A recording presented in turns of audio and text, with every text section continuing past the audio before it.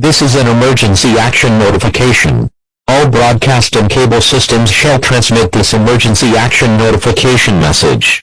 This station has interrupted regular programming at the request of the White House to participate in the emergency alert system.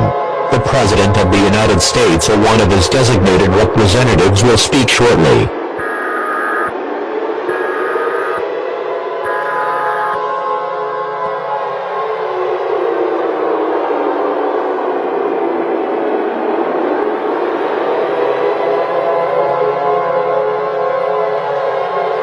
This message is being released by the authority of myself, the Federal Emergency Management Agency and the National Aeronautics and Space Administration.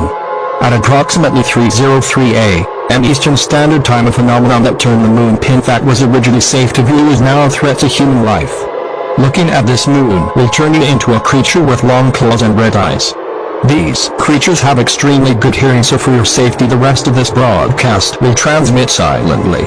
God bless the United States.